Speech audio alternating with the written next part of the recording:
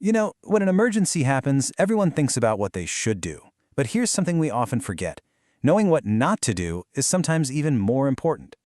So let me ask you, point blank, if something happened right now, right in front of you, are you absolutely sure you'd make the right call? It's a tough question, I know, but it's a really important one. That's what we're going to get into today. Think of this as a first aid stress test. We're going to take all that advice you've probably heard your whole life and see what's a genuine fact and what's just a flat-out myth.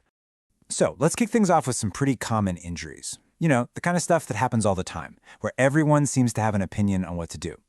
Let's see how your instincts stack up against the facts. Okay, first scenario. Picture this. You're cooking. You accidentally touch a hot pan. Ouch! It's a minor burn, but it hurts. What is your absolute first move? So what are you going to do? Are you going for A, butter, that classic old school kitchen remedy? Or B, do you head straight for the sink for some cool running water? Or maybe C, you think fight fire with ice and grab an ice pack? Go ahead, lock in your answer. All right, on to the next one. You're walking, you hit a curb wrong, and that awful twisting feeling in your ankle, it's already starting to puff up. What's the right way to handle that right away? Okay, what's the play here? Do you A, apply a hot, damp cloth for comfort? Or B, go for an ice pack to fight the swelling? Or maybe C, you just get that leg propped up on a chair and hope for the best? They all sound kind of reasonable, don't they? But only one is the correct first step. And our last one for this section. You've got a pretty nasty cut. Now, you've already done the smart thing and cleaned it out really well. So what's next? What do you do to help it heal properly and keep infection away? Should you, A, slap a bandage on it immediately? B, reach for some antiseptic cream first? Or C, go with that old advice to let the air get to it and just leave it open? Think about it. Okay, got your answers for that first round locked in? I hope so, because we're about to shift gears. We're moving on from everyday bumps and bruises to situations that are, a lot more serious. The stakes are officially higher now. So imagine this. Someone's been out in the freezing cold for way too long. They're shivering like crazy, maybe a little confused. This is hypothermia, and it's a serious medical emergency. What is the single most important thing you can do for them? Do you A, start rubbing their arms and legs vigorously to try and warm them up? Or B, do you go for that old movie trope and give them some brandy, to warm the blood? Maybe a hot coffee? Or is it C, something much simpler, like just covering them with a coat or a warm blanket? Okay, this next one is a situation that I think we all fear. Someone at your dinner table is choking. They can't talk, they can't breathe. You have literally seconds to do something. What's your first move? Do you immediately A, jump behind them and start doing abdominal thrusts, the Heimlich maneuver? B, yell at them to just keep coughing harder and harder?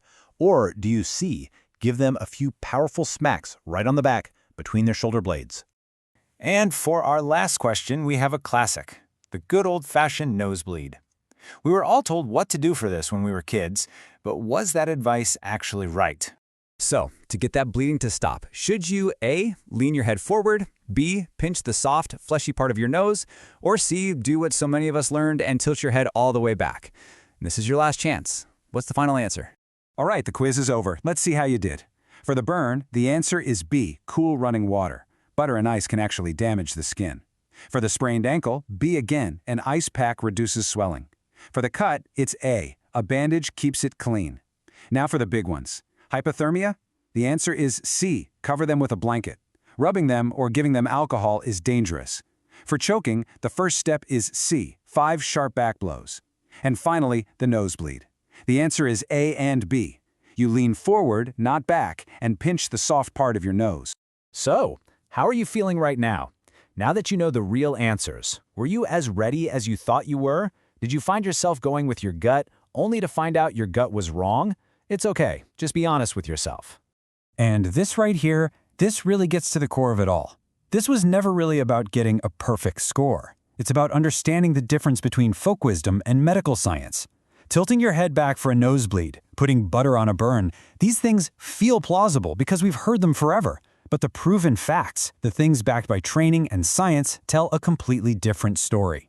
The real test is knowing which column you're pulling your information from in a panic. So ultimately, this whole thing was a warm-up. It was a chance to see where your instincts are at. But it's not about the points, it's about preparation.